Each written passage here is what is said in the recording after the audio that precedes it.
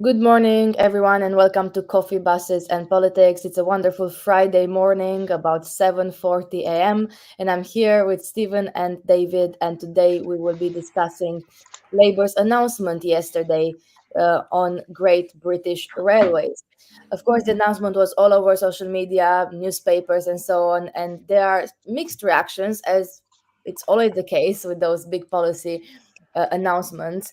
But I would say that overall, and maybe that's just what I see myself on social media, there has been quite a positive reaction to this announcement.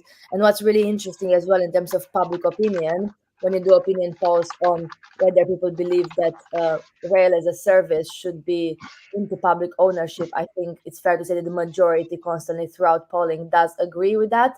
And it's really interesting to kind of compare it how this result compares with public attitude towards nationalizing other types of industries as well. But let's just have a bit of information on what Labour is actually proposing on Great British Railways. So, of course, everyone who uses trains like myself, I did the Cambridge to London commute for many years. We are all frustrated by trains being cancelled, being delayed, by the ticketing system not being necessarily the most efficient, and so on. But the question is like, who is responsible for that, and is there a better way to actually run the system, or is it the case that we're saying, well, let's bring in the public ownership, and we might experience the same issues that frustrate passengers at the moment?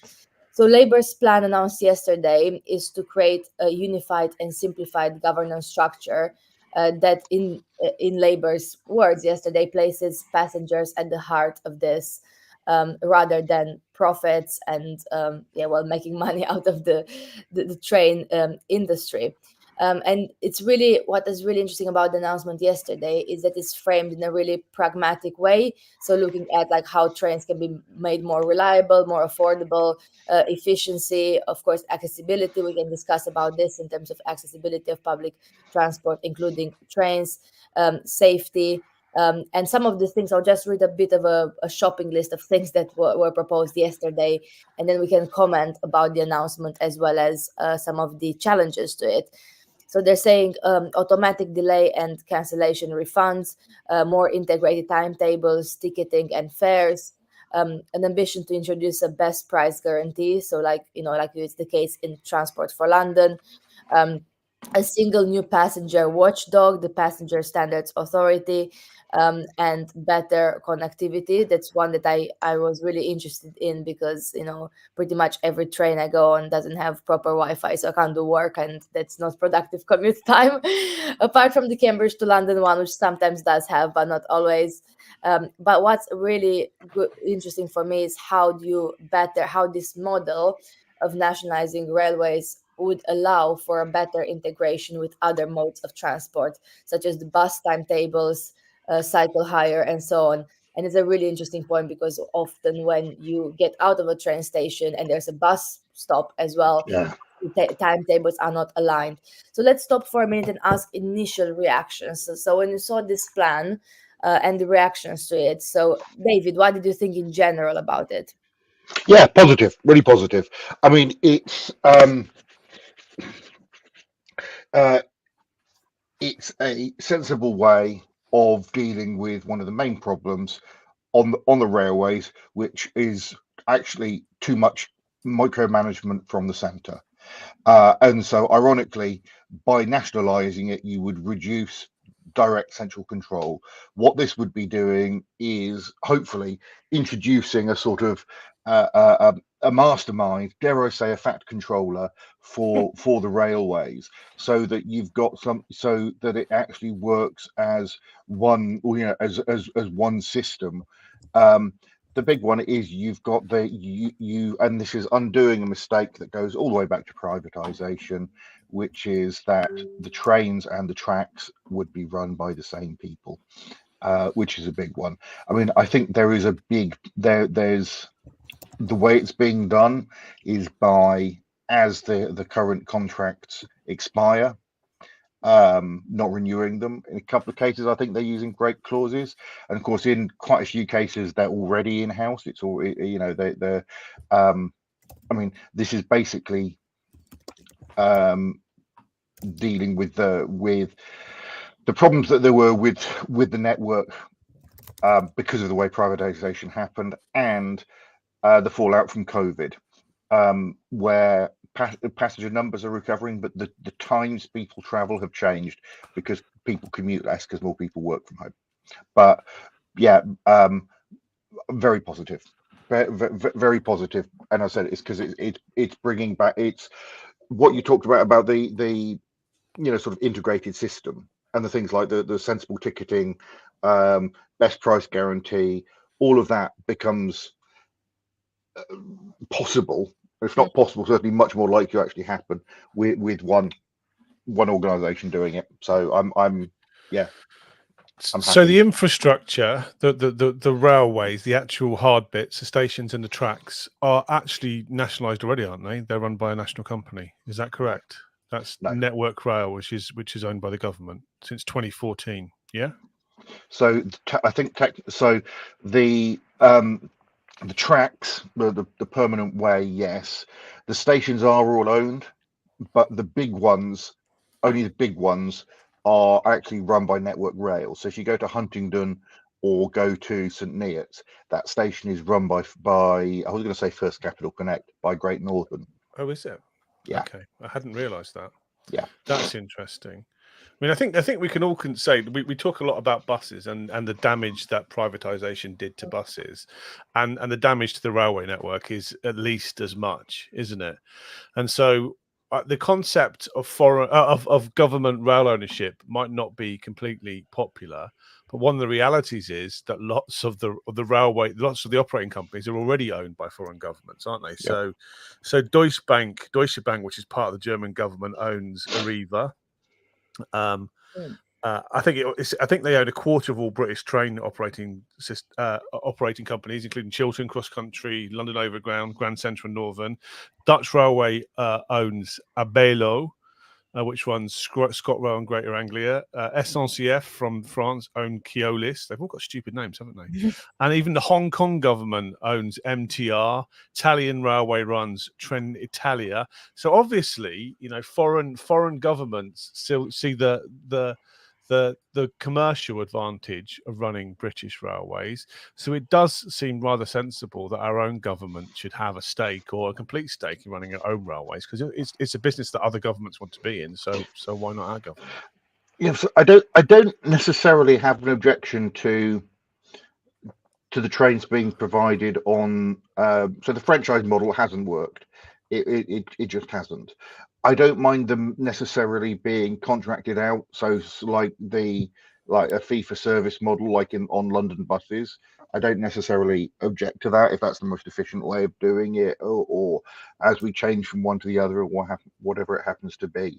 I mean, I think that if I can, the big gap, if you like, is the Roscoes, the rolling stock companies. The actual, although the trains and carriages are all leased from rolling stock companies, Roscoes, so who physically own the trains, so Porterbrook, Angel Trains, HSBC Leasing, and so on. That is something that isn't dealt with in this, and I think that's because it's a huge amount of money to sort all those trains, basically. So that's something that will need to be looked at. But the thing with the trains, you've got Network Rail, which is state owned, but that is separate and parceled off and separate from all of the train companies, including the state owned ones, with each state owned bit run as its own division within DfT Rail, or what's it called, DOHT. So there is a lot of room there just to make the system more sensible. Are they promising to reduce ticket prices as well? Because the other thing, compared to other countries, railway prices here are very expensive. We've talked a lot about how buses are, I think, not expensive in real terms, but getting a train to London and back is actually quite a costly exercise. And I think part of the reason why trains are so expensive is it takes a lot of people to operate a train. You typically have people on stations, on the train, driving the train, operating ticking stuff. And actually, if you look at it kind of apples to oranges comparison.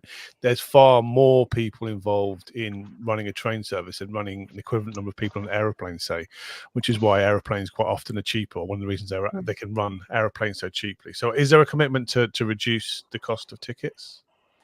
Yeah, I wanted to go into some of the 5 different promise areas. So I'll go into this first, and then I'm asking the difficult questions about how does it actually work in practice with the contract. And how we're going to pay for it. Yeah, I mean the second. So let's go through some of the what the benefits of having these great British railways are in the view of the Labour Party in this proposal. So the first one that we discussed is about having more reliable services, and that's really about how do you do the timetables and how you integrate the system. And that's what we discussed previously about the model of franchising buses, and how if you have more control, in our case local authority, combined authority control, or in this case government control, you could basically integrate the system better, because the incentive would be more incentive to do connectivity rather than what can operate the most viable and profitable commercial route on the specific bus or train route. And that's kind of the better coordination of timetables, but also how you're able to, and that comes back to our discussions about buses and roadworks in Cambridge. How are you able to coordinate, engineering works that produce a lot of delays when they're not coordinated well with the timetables, to actually improve how reliable the trains are? But the second thing that they're speaking about in this plan, and I'm just looking at the main, there's a kind of a summary document on the Labour website for the purpose of this live stream this morning, is having simpler, more affordable tickets. And I think there's really a two-part question for this. One is, are the prices likely to reduce as a result of making the system more efficient? And I think that's a big debate question, because I'm not sure. I think it depends very much on how you operate it. But the second part is, what can you make even if you don't reduce the costs of operating the system? What can you do now? What could you even do now within the current system to make it cheaper for people, more affordable for people to use the trains? And there are some very quick wins or quick fixes you can do, such as having this integrated pricing system. So often, I don't know, if you go from Huntington to London, it might be cheaper to take a separate ticket from Huntington to somewhere else in the middle, and then somewhere else to that point, but you don't really know. So people who are just buying online will just go, well, my end destination is London, and I'll just get whatever is available. But if you know the route, I often get a split fare or a single ticket somewhere else. And that's something that's why the ticket offices are important, because if you go and actually speak to someone, to a person, they'll be able to advise. If you're buying online, or on the app, on the app. When I was going back and forth to York a lot, the cheapest way of doing it was Huntington to Peterborough, Peterborough to Doncaster, Doncaster to York. Yeah. That worked out cheaper. But also you had things like, if you bought, particularly if you were buying well in advance, it would be cheaper to go first class than standard class. Yeah, that's what you put on your expenses claim, mate, I reckon. Actually, so the policy was you had to take the cheapest available fare. Yeah. And because the first time I said, look, I've got the cheapest, and they said, look, what's this? Because you put the scan of the ticket. How dare you? Yeah. And they said, why are you traveling first class? I said, no, honestly, this was the cheapest available fare. So the other thing that needs to change, though, as well, in terms of pricing, is this ridiculous notion that a return fare is much cheaper than two singles. So single fares are massively overpriced. Yeah. So if you ever want to go to a place, not come back on the same day, or come back on a different day, those expenses skyrocket, don't they? And I think that's one of the things that needs to be sorted out. Plus, as you say, the complexity of buying a ticket. Now, you and I and most people who are tech savvy will go onto a website probably and buy their tickets, and they'll take you through all different ridiculous options like split saves. And when I get those, sometimes you're saving £2 or £3, but I'm like, I don't know if I'm going to meet all the conditions of the fare, and I'll still buy a more expensive fare anyway, because I don't want to get turfed off the train or told off by a ticket conductor. So that whole complexity of the ticket is a huge thing that deters people going to the rail. So my wife, if she goes to the railway station, goes to buy a ticket, will go to the ticket office and talk to the ticket office operators to buy the best ticket rather than try and work it out herself online. And that's an issue, I think. And the thing is, sorry, Alex, go on. No, go on. If it's on the same topic, I was going to move it on. Oh no, no, I was going to say, and this is what saying this is one of the important things about having ticket staff Mm, that they know that sort of thing, and also like when there's a disruption, what the alternative routes are, and that sort of thing. And it's like, oh, have you thought about going? If you're going to, I don't know, there's not a great example from here, but if you're going to London, have you thought it might be cheaper to go? Example from where I'm from, it might be cheaper to go Sherborne to Waterloo instead of Castle Cary to Paddington. That sort of thing, and having somebody who's actually knowledgeable and is willing and able to go. Actually, what you need is to get to London. Which station you get to in London doesn't matter, and you can easily get here at the station 10 minutes away, or a bit more than that, and that will save you 20 quid. That would, things like that would be good. Okay, I'm just putting a comment up, and please do put some more comments underneath those posts because I see there are almost 250 people watching at this early time of the morning. So welcome everyone. Please do comment. What do you think about the Great British Railways proposal? Do you think it will work? Do you think it will help you personally? Are those things we're discussing about actually going to make a difference to how you use yourself, public transport and trains? So this comment from Dan saying, I'm on the train to London now in 50 because it's peak time. Yes, I have to go quite often from Huntington to London. And what Stephen said as well about the single ticket, I never understood why you can't, a single ticket is not like half the price of a return ticket. When coming to the UK, that's one of the things I really struggled to get my head around when I was buying my very first train tickets. I think I was living in Brighton and going to some of the towns nearby, and I thought, like, why is not like half the price like it is in other countries when you're buying a return? But maybe that's just me. But yes, the London commutes are actually really important for if you think about Cambridgeshire and Peterborough, because of course the number of people commuting from Cambridge to London, like I did for several years for my studies and my work, but now increasingly more so people commuting from, of course, St. Neots, from Huntington, from so many places, and especially with the now not really post-COVID, but with more people going back into the office, I think that is really impacting the cost of living and like how families experience, the cost of living, because transport and paying for your travel, whether it's for your car or indeed your train commute, is a big chunk of your monthly budget for a lot of people. Especially if you buy a season ticket as well, and so season tickets are a massive upfront cost, aren't they? And some employers will give you loans, but the issue also is unless you travel every day, if you're only going in 3 days a week or 2 days a week, season tickets are not any cheaper as well. So that's a big issue as well. So they're really expensive in lots of ways and really complicated. And yeah, it's all about the upfront payment, because for instance, when I was doing the Cambridge to London commute a few years back, and I knew I would do it at least for like about a year, and I thought, okay, I will get a season ticket because it's about 3 days a week, so it kind of worked out like a bit cheaper to, if you go 3 days a week or more, to get the season ticket. But it's about paying upfront for that as well, and in a lot of jobs, like, you don't have those loans. I mean, some companies will be like, well, we can loan you the money, you buy your season ticket, you pay it back to your salary later.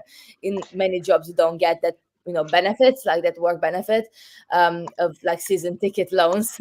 Or if you're like really lucky to work in a very, very good, well-paid job, probably there will, some jobs pay for your travel as well. But that's never been the case in my life with my jobs. But No. that is something but the loan exists in some companies. But if you don't have that, actually, for a lot of people, especially people who are younger, people who start work doing the commute because they can't afford to live in London or Cambridge city or like a bigger city, and they come from somewhere else and they want to use trains, it is really expensive, and it's really impossible because you need the savings to be able to pay the £4,000 or £5,000 season ticket fare. So there's definitely something that we could look into.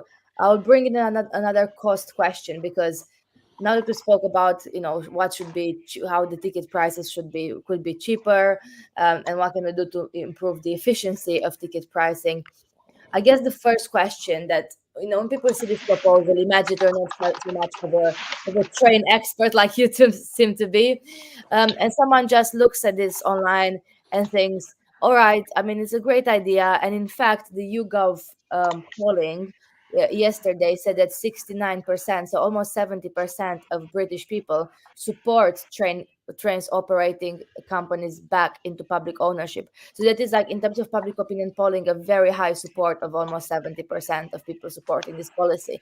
This is a popular policy, but the question is always comes back saying, okay, but how will you pay for it? Because people might support an idea, but then if it's about, okay, you support this, yes, 70% support, but if you had to, I don't know, be taxed more to pay for this, and we discussed, of course, various charges that could, and taxes that could fund buses in our area, then the support does get lower. So, David, how do you pay for this? So there's in the Williams Shapps plan, they already had identified £1.5 billion of savings. And so you've got that big chunk of savings there anyway, and a lot of that is sort of is by having a less friction, not on the railway lines because it's an adhesion railway system, but in terms of the operating of the trains and so on. There's a lot of money that can be saved. This is adding another 750 million to that. A lot of that comes from things like, you're not going to have 20 different IT functions, 20 different HR functions, 20 different PR and branding functions, and so on. Hopefully it will be increasing ridership, which will be good, and that brings in more money as well. But it's like and the extent to which it's being micromanaged from Whitehall, and not as an integrated system, is really important. I mean, this, if you follow Christian Wolmar's stuff, there's one point he's been making, but lots of other. Nigel Harris from Rail Magazine has been saying the same thing, or no longer Rail Magazine, has been saying the same thing. If you just by having like an organization which is the railways, which is at arm's length but accountable to the government, and you have that one structure that everyone understands, that will make a big difference in and of itself in allowing the system to run more efficiently. I don't think I don't think Lou Hague is immediately promising fare reductions overall, but there will be a more transparent fare system. By the way, I just looked up quickly. Avila is about the same distance from Madrid as London is from Huntingdon. A single ticket is €10.60. Yeah, that's the point about pricing as well. I think, as we were saying previously, there are things that you can do to reduce pricing a little bit just by the efficiency and the different types of ticketing. It's the same with buses as well. If you know what type of tickets to get, and that information is accessible to you, it works out cheaper. So that's like kind of like, it does impact households' budgets positively when you have that information and integrated system. I think, when people ask, okay, how do you pay for it? It's about bringing the contracts back. So like all those contracts we have, they will expire eventually. It's the same with like every kind of local authority contract. The question always is, when a contract, a privatized contract is about to expire, whether it's about repairing potholes or like trains or whatever it is, there is a political decision to be made. Should we bring those services in-house or back into public ownership, or should we continue this model that clearly in many areas is not really working well? And I think that's kind of like one of the key points to remember, is like, it has to be a political decision around what happens when those contracts are due for renewal. Do you continue of like more of the same, or do we make a change in the model of operating those services? I'll bring an example here from the Labour website that says about Switzerland, because I was reading this early this morning and I was thinking, I mean, just imagine you had this in the UK. So it says, in Switzerland, timetabling is carefully coordinated across different modes of transport, allowing an hourly rhythm of services, which is easy to understand, navigate, and rely upon by a single body. So it's a publicly owned federal railway in Switzerland. Just imagine that you go out of Cambridge Station and the buses tables are aligned properly, or like you are changing trains like between in a long journey, and I don't have to wait like 2 hours in between them in the middle of nowhere in the night on my own in like a small station without any without feeling very safe, to be honest. So I think that those are all the things I experience as someone who's traveled a lot in the UK, and I think those small practical differences that do actually make a big difference in terms of encouraging people to use the trains. because just looking at some of the routes and you think like, well, I have to change there and it doesn't really align the time that I have to wait like, 1 hour and a half on my own, or like 1 hour like in a place that I haven't been in, then like immediately think like, well, I would rather drive there. Like I'll feel safer, driving there than like doing this kind of like stopover thing. Obviously not for everyone, but this is something that did cross my mind when, doing longer journeys, like you kind of like think again about whether you want to do that. But actually aligning all the modes of transport will actually allow for, more people to, I guess, at least try to use public transport, because you think like, well, at least it's an efficient journey. At least I don't wait another hour for the bus. I know. I think you're right. I mean, it's clock face scheduling, which Switzerland has done really well. New York, I think, does the same. But Switzerland has made it work really well, and it's exactly what you're saying. It's so that you get off the train, walk to the bus stop, and there's a bus there. Your bus, going in the morning, your bus arrives. You've got time to get onto the platform, and your train arrives. That sort of thing, the sort of quality of life thing is really important. And sorry, the other thing I was going to say is you meant the security aspect is really, really important. There's also part of that also is things like making sure there's decent provision for storing cycles and cameras, and the area, partly to secure the cycle, but also making sure it's well lit. There are so many places where the cycle park, the place where you lock up your bike, is a shed in the car park, and while you're fiddling with your bike, you can't actually see anything at all. And it's things like that to make the whole experience easier. Look, you're never going to, cycling's not going to be fun when it's raining, but there are things that can be done. Can I offer a counter view, perhaps, to this romantic notion that we think that the Swiss and the Germans and the French have brilliant railway services, but last year for a conference, I decided to take a train to Munich rather than take them flying to try and save my CO2 emissions. And as soon as I tried to do that, my German colleagues told me that I was mad, because German railways, who are a benchmark for quality rail, I think in the UK at least, services are unreliable. And the year before, one of my colleagues had tried something similar and been stuck for 13 hours on a train. And I did manage to get to Munich and back via SNCF and Deutsche Bahn. But the process wasn't perfect. The trains weren't fantastic, and the whole making connection things, even on big transcontinental services, was really stressful. And you'd have things like, you'd buy a ticket, through a transnational organization, and you'd have 10 minutes to change trains. You end up running, and if you miss your train, you don't get a seat. So I think that in Europe, not all the train services are probably as fantastic as we imagine them.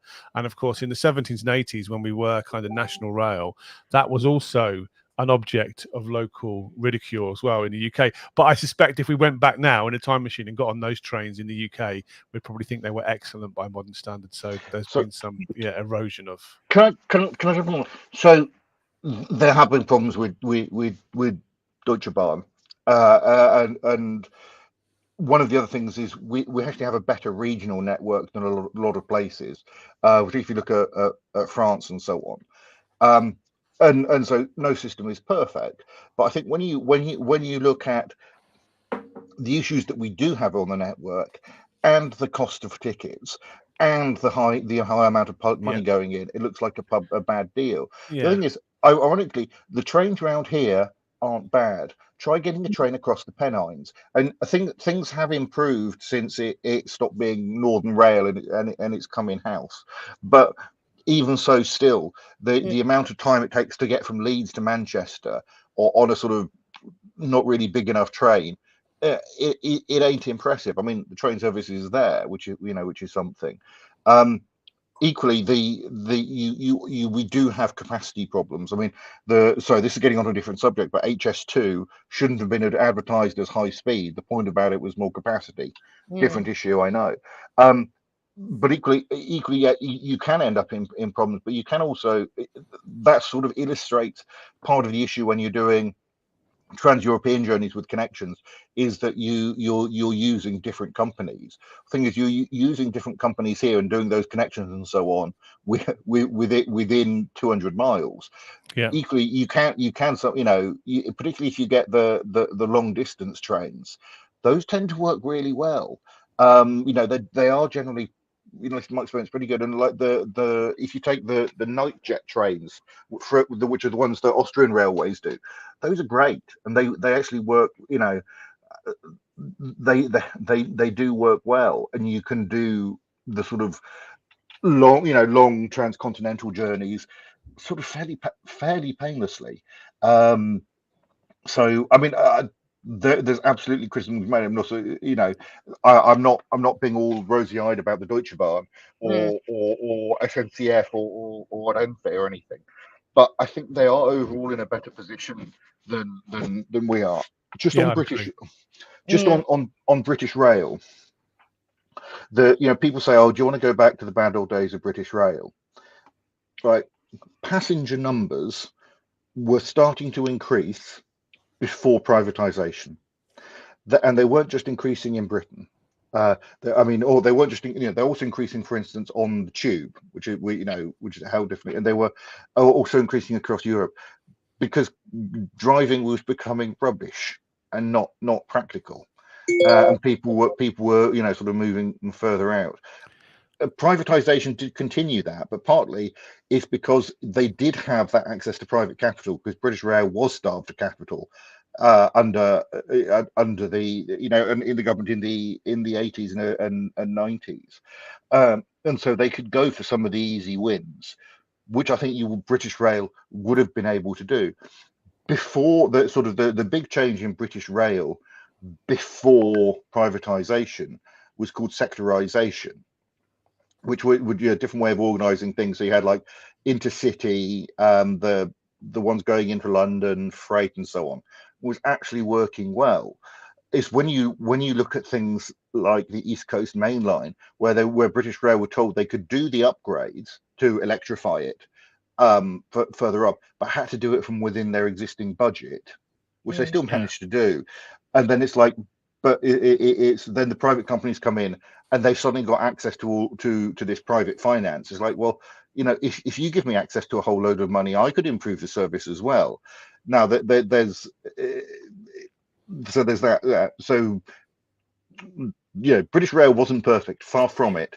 Lots, you know, I mean, lots of us remember being on a super sprinter and they were crap. Yeah, but you know, British Rail was in a reasonably, you know, was improving, and was in sort of decent shape, and the increase in passenger numbers had started before privatization, and it continued, I think, in part for the same trends, but also because you did suddenly have this influx of capital from the private sector. Now that can be a good thing, but eventually you have to pay the piper, which is, you know, we sold stuff off, so we had money coming into the state, which we then just sort of printed away, and you're continuing to pay, for instance, to Porterbrook or Angel Trains or whatever for leasing the trains, and all the subsidies, and end of rant. But a big advantage. So one of the tropes of the old congestion charge debate was people arguing for light railway, yeah, which is slightly different. Yeah. But one of the comments often, and I think is fairly true, is that people use buses because they have to, and trains because they want to. And even here, yeah, I mean, if I was traveling to London, yeah, and there's a bit of frustration these days because the trains are so unreliable. There is a temptation sometimes to drive into Cockfosters, leave your car there and get the tube, yeah, because coming back, if your train gets cancelled, it's expensive and horrible.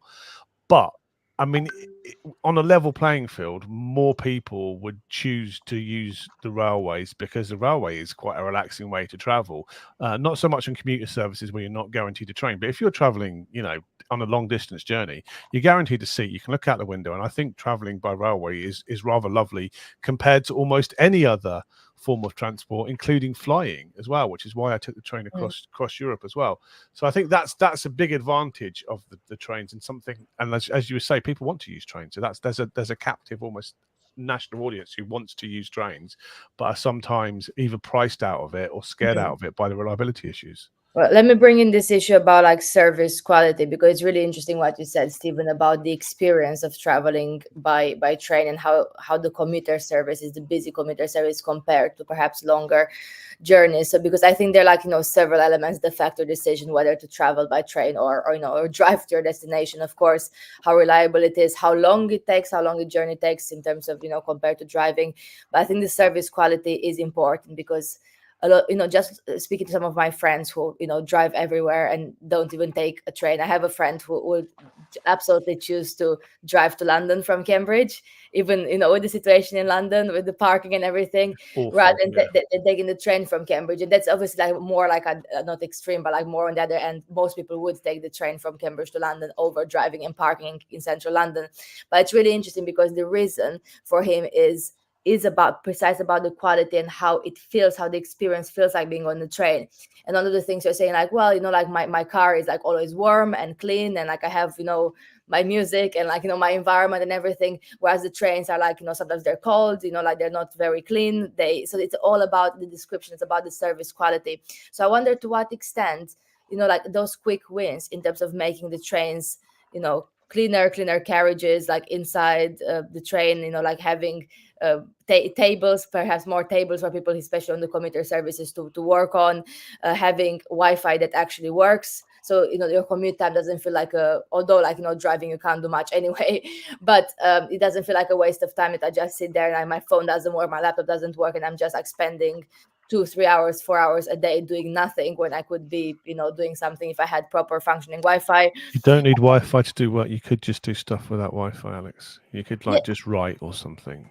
you definitely you can, You but youngsters with your internet connectivity.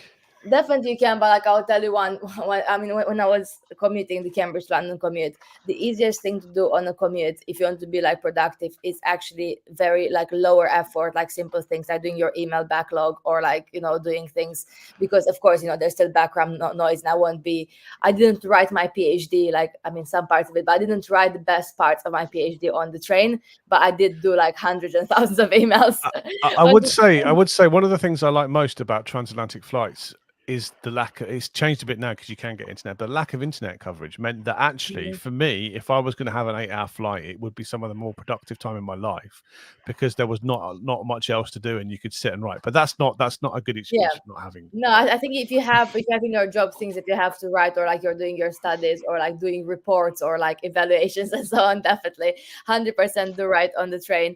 But it's not only the kind of Wi-Fi. I think it's how the environment feels like. And I know for me it doesn't really matter. Like, I go on the train, I don't really care like how it looks like, or like how clean the chairs are. And I just like, for me, it's like, well, I need to get from A to B. I need to get the train. I don't really mind.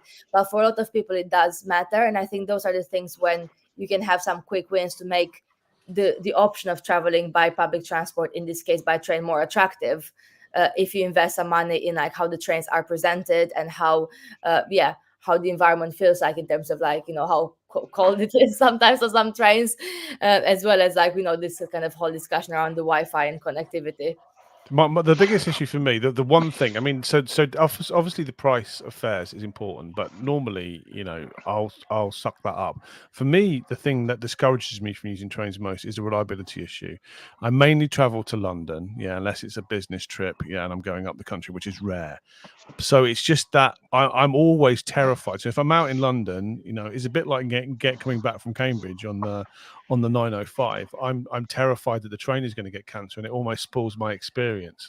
If you want to go to the theatre in London and it finishes at 10:30 and you miss that train, you end up getting back to St Neots about 1:30 in the morning, and those things are dreadful. So if I was going to a concert in London, I would probably drive, because there's not all night rail services and they're sometimes unreliable. So for me, the most important thing this could deliver would be the reliability, simplicity of ticket prices, and maybe the cost of ticket prices would be the three things how I'd rank them.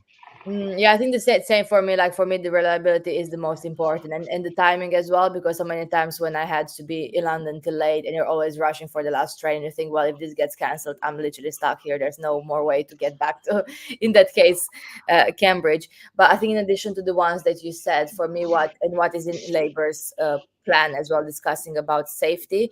I think that's really important for a lot of people. And of course, we often speak about women's safety on public transport, but I think it's for everyone really, because in a lot of places, especially with those later night trains, it doesn't always feel very safe. And that's one of the things that the plan does say, saying, well, we're seeking to accelerate, target, and better standardize deploying technologies to enhance safety, promoting how you can report Yeah. crime and ensuring the evidence is recorded. And that is, I think, important, because often, when you are on one of those trains late and you think, well, if something happens now, like I'm really not feeling like it's very safe, or waiting in between the trains at the station. So I think there's a lot of things you can do, again, without spending a lot of money, that could just improve safety on public transport in general. I'm not saying it's not. I think most of the services are very safe. I mean, I feel fine in traveling across the country, but I think you can improve this kind of, I guess, experience of not only how the trains are, the service quality of the trains themselves, but like you can improve accessibility in stations. You can improve safety that will actually encourage more people to use the services. Yeah, I mean, I think that there are some things that have helped.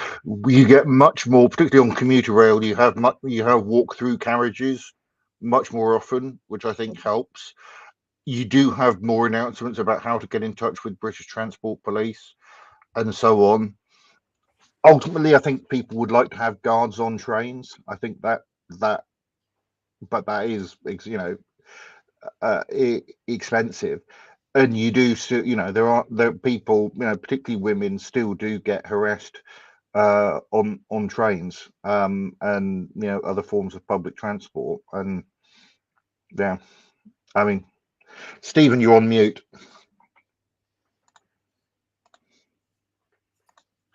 Sorry, I didn't mention this as one of my priorities, but that's a key one, isn't it? Is safety, because I'm a big burly bloke and I don't feel threatened ever, really.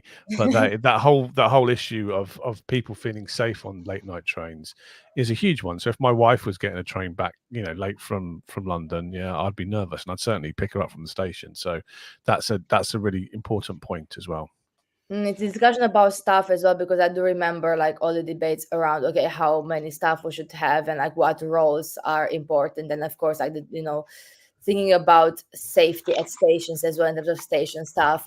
And it is really difficult, because that is a decision you have to make in terms of like how you budget for paying for all the staff members. Of course, people will feel safer. Of course, I would feel safer if I knew someone was on the train, a staff member, and they were walking between carriages, because I will know I can report to someone. I knew if something actually bad happened, at the very least, they're like a few carriages away, and I'm not like on my own in this, which happens. On the 1 a.m. one, it happens, and I'm not on my own completely in this carriage and can't actually go to speak to a person, apart from obviously like you can use the alarm and so on. But there's the same discussion with like staff at stations and how late you have staff. So when you get out of, as I do, like Huntingdon train station at like, I don't know, a ridiculous time of midnight or past that, of course you don't have, I mean, like you have to go on a different exit. You don't have station staff anymore. But in other stations, like, of course, the busy ones in London, you do. So that's like, I think, all discussion around staffing as well as safety, and what can we also invest in technology without necessarily needing the 24-hour round stuff, but like what technology investment you can do to make it safer for passengers in general. I mean, so can I just, and I think that's the point, because for instance, at the moment, like Huntingdon Station is owned by National Rail, but operated by Network Rail, but operated by Great Northern. Well, it's a franchise system. What's their interest in making investments for the long term beyond the length of their franchise, which is a problem across the network. Maybe having the sort of guiding sort of GB Railways thing will help on that, and you can start rolling out, okay, what are the safety and security standards, also accessibility standards we need across the network. I mean, sorry, can I just go off on accessibility? If you look on Twitter, there's so many times when people using wheelchairs have been basically left on trains because someone forgot to bring the ramp. Yeah. And it's that's an ongoing problem. Mm. I've got a comment from that I'll raise that someone sent at me on Twitter from Anthony Carpen. Mm. I hope Rachel Reeves MP brings in a land value capture levy to help pay for rail infrastructure upgrades. The lines east of Cambridge need electrifying. Also ask Lou Hay about light rail policy. Now, on the land value capture thing, I mean, immediately thought of East West Rail. If that's going to happen, if that's going ahead. So one of the big things that happened, but East West Rail this week, and I misinterpreted it in a social media post, but if you're going from east of Cambridge to west of Oxford, it's still going to be quicker, even with East West Rail, to go via London, which is a big part of that issue as well, isn't it? And part of that issue will be electrification. And my view continues to be that East West Rail is a house building project rather than a transportation corridor. That's the principal aim of it as well. So we should talk about EWR. That's a whole separate. I was going to say it's about 5 minutes left. Can I just quickly before we finish contrast what Labour are proposing with what the Conservatives are proposing, because the next election is probably going to be a 2-horse race, isn't it? And so what the Conservatives are talking about is establishing a new company called Great British Railway, which is going to be responsible for all rail infrastructure and services, but they're going to keep the franchise system, or they're going to reform it, but they're going to keep it as well. So on this area of policy, there is a clear difference, isn't there, between what Labour are proposing and what the Conservatives are proposing. Do you have any thoughts on the Conservative proposals, or you're not allowed to talk? Do you have any thoughts, David? Yeah, I mean, yes. I mean, Labour's, in fairness, so it's had different names, but the William Shapps report came out a few years ago, and they didn't do anything with it. It wasn't actually there was a lot of good stuff in there.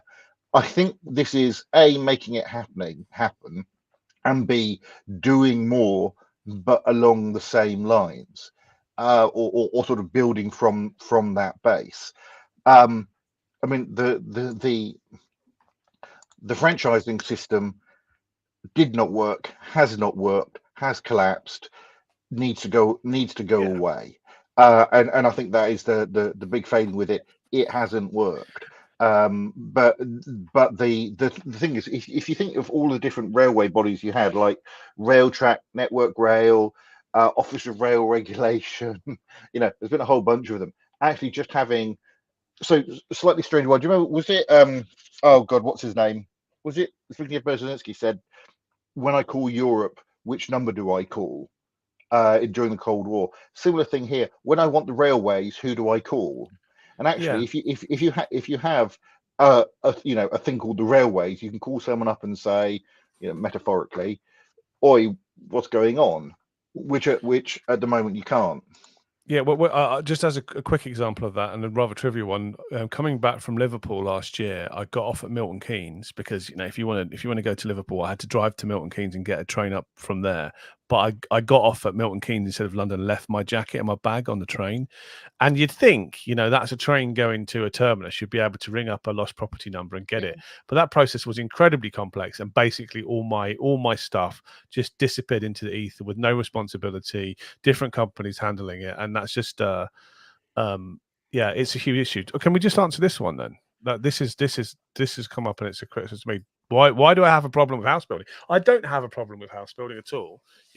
What I have a problem with is the wrong type of house building in the wrong places. So when you've got a Conservative government proposing to build millions of houses in Cambridge, tens of thousands of houses all the way along 150,000. Sorry, 150,000 houses in how much? 150,000. I think there are different figures. Of 150,000. Yeah, and now they're like 150. They're saying so. The EWR plans for Tempsford, are for 40,000 people, and you're going to have developments all the way from north of St Neots all the way down to Biggleswade and probably east and west of Bedford. And I'm all for building lots of houses. I think we desperately need to build social houses, but these are going to be the wrong houses in the wrong places in an area where we don't have regions. So I'm absolutely not just affordable houses, but building social houses is really, really important, and we need far more houses, but they don't all have to be in Cambridgeshire, which is water stressed, and already the fastest growing region of the country.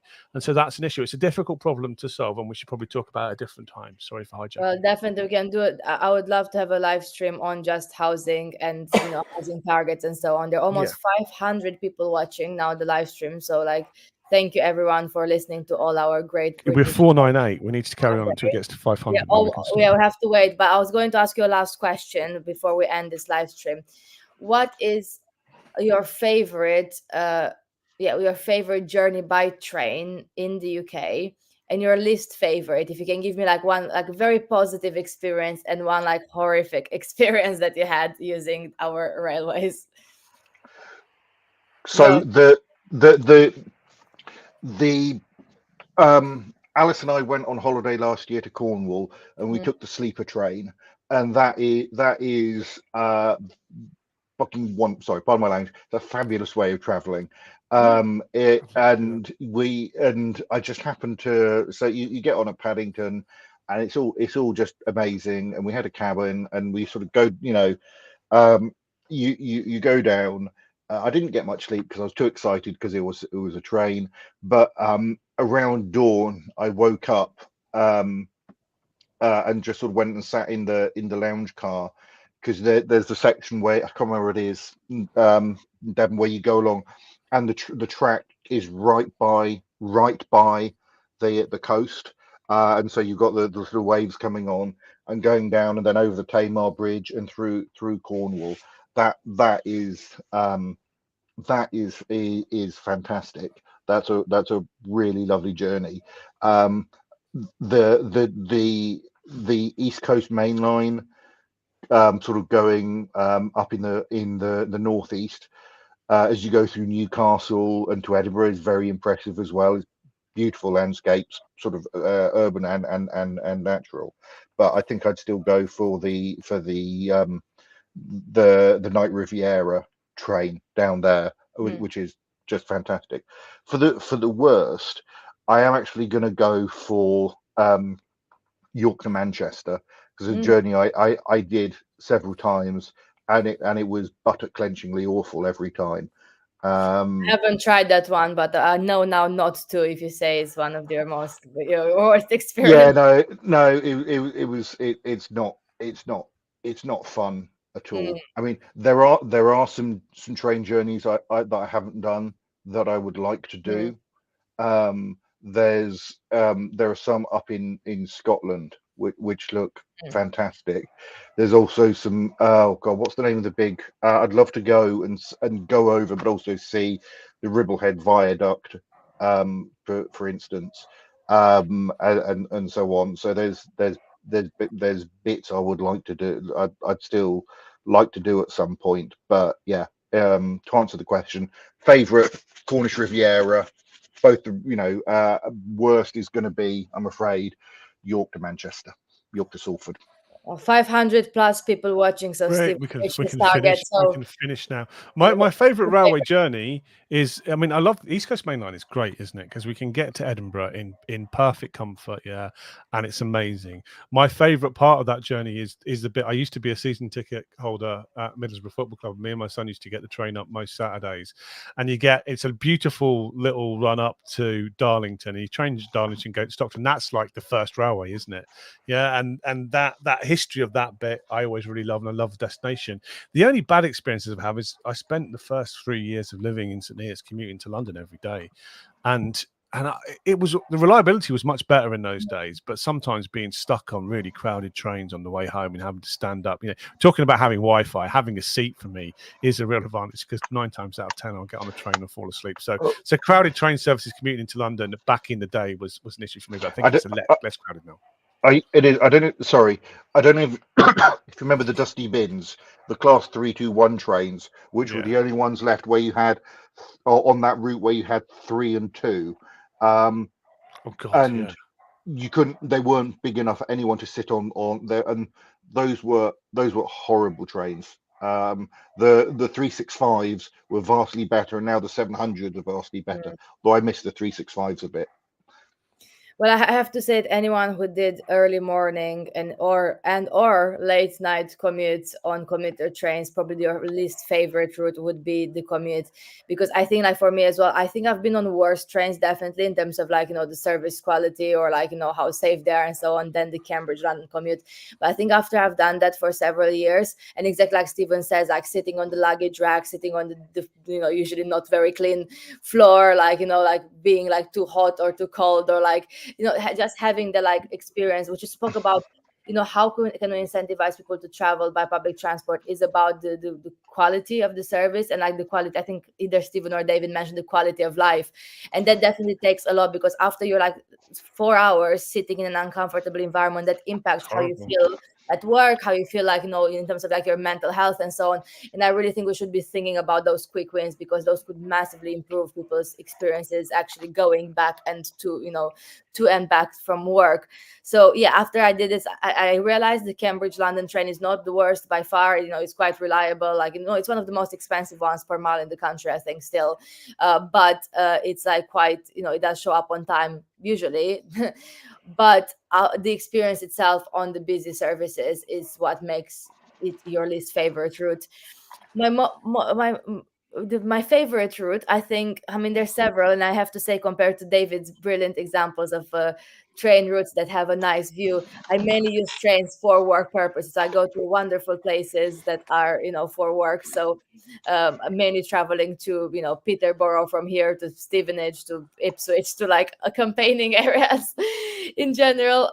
But one of the things that I really liked are when I used to live in Brighton, going with the train, like Brighton to Portsmouth, for example, or Southampton. So like going like on that. Those are awful services, aren't they? They take forever. When Any well, time you go east and west, it's quite difficult, isn't it?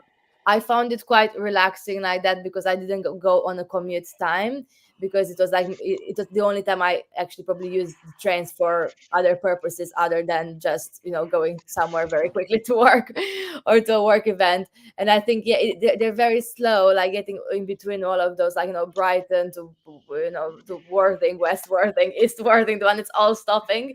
But it is yeah, it was like a better experience because I had a seat. The other one that I did for work and study actually is London Liverpool Street to Clacton on Sea. I've spent a lot of time in Clacton on Sea, and that was not the best experience. But it was what was nice was when it arrived in Clacton on Sea. I think there's something that I really like about getting to a seaside town, whether it's Brighton or anywhere else, or Clacton, or even like some of the smaller ones, and getting out of the rail station and being like close to the seaside. I think I really like that. I'm a seaside small town person, or a small town person in general. Yeah, no, I know exactly what you mean. When you go to Brighton, it does feel. I mean, maybe it's the seaside. It's the end of the line. Mm. I know what you mean, as you get there, and you think, oh yeah, yeah. No, It's I a know good exactly what. feeling. Yeah. Yeah, it is, and you get somewhere nice and so on. Yeah, I think it's a good feeling compared to, like, if you compare your experience getting out in King's Cross Station, which I've done thousands of times, and it's like always busy, and I really don't like very busy spaces, compared to getting out in Clacton on Sea, and it's like you're one of a few people. You walk out of the station, it's like a nice, more quieter seaside town. So I Do you, think that's do what you I like remember? about it. Do you remember King's Cross Station before they redeveloped it? Yeah, When it had, before the extension on the side, it had that green horrible thing on the front. yeah. Is the only time I've been propositioned by a lady of negotiable affection was at King's Cross Station. Oh, But before it was redeveloped. But I remember so many times sitting in the waiting area there, waiting for a train. I mean, it was just really. I mean, it was crap. Let's be honest. yeah. And King's at Cross least, was seedy, wasn't it? In the 90s, King's Cross was seedy and yeah, horrible. yeah. And now, I mean, it is crazily busy. It is still Mm. crazily busy there. But particularly if you go upstairs, you can usually find somewhere to sort of sit without being jostled too much. Especially since they stopped charging for the toilets as well and not having to find 20p. That's quite good Because as it well. used to be 50p in some of the 50p, stations. yeah. And the thing that always blew my mind was the loos at St Pancras were always free. Yeah. So I would just walk across and go Same. to the loos at St Pancras, because I just never understood that. No. Just bizarre. Yeah, you see, there's small things that make a difference. Like I think when that toilet charge got removed, I was like, yeah, if I can finally like actually use the toilet rather than like thinking like there's no way I'm spending 50p. I know it sounds ridiculous, but it is a barrier, and I think it's like an accessibility issue as well, in my view. So I definitely think the toilets should be free at stations. Oh, definitely. I mean, the practical thing, I never have 20p on me. I pay for everything by contactless now. But absolutely, absolutely it is. Big stations like that. I completely agree. So I was just thinking about favorite train journeys.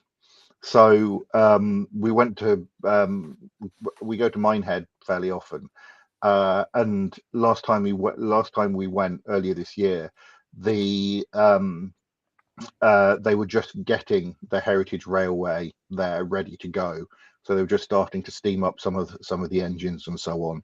So I think hopefully we're going to go back in the summer so I can ride on the West Somerset Heritage Railway.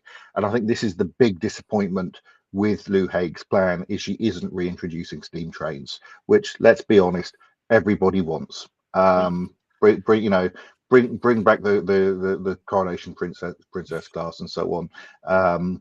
Yeah, I mean, it'd be brilliant because it's also the whole nostalgia thing. People would come more. I'm joking, of course. But are you prepared to make that commitment, Alex? That if you're elected, you'll bring back steam trains? I would say, like, as with many things, I will think about this. But I do actually like I have to say, I like the Labour posters and like the social media graphics that are really pretty cool. They're really cool. Like, check them out, and there's some like good videos as well explaining the announcement. But on that note, after we discussed our favorite and least favorite train journeys, please let us know what you'd like to see discussed next time. What is next time, Stephen? Well, next time. So I want to invite Paul Salmon from National Highways in to talk about the A428, A421, A14 issues, local issues on national highways. We're going to do that next week, but next week's also the day, because next week you're not going to be here, are you? Because there's I'll try my best. It depends. You'll try your best, but you'll be up all night at election counts, because next week is the Police and Crime Commissioner elections. Are you going to the actual count for the police? I'm doing verification, which is like the night, so that's why I'm just not sure if I. Is it a daytime count next week? Is it? Yeah, it's a daytime count. So we won't have the results next week, will we? No, we Let's won't consider what we're going to do next week. I thought we'd have the results to talk about. We could have. Maybe we should do it at the weekend and talk about the actual results. Well, let's talk about that offline. It's a good idea. Probably we'll move the Friday one just because most of us who work on polling day and verification and so on won't be awake at 7:30 a.m. and we can do something like on some point in the weekend, just quickly reviewing the results once we have the results on Friday. But yeah, I'll be hassling you by text as usual to see if you can give me any insights into the count, because you can always, you can usually tell, can't you? Unless it's really, really close, who's going to win. Yeah, you don't want to make inaccurate predictions, though. No, but you tell me, and I'll make inaccurate predictions. All right, then. Well, thank you both. Thank you to the over now 532 people watching. Please let us know what other topics you want to see on this live stream early Friday morning, and have a great day Friday and good weekend. Thank you very much, and see you next week. See you later, everyone. Bye.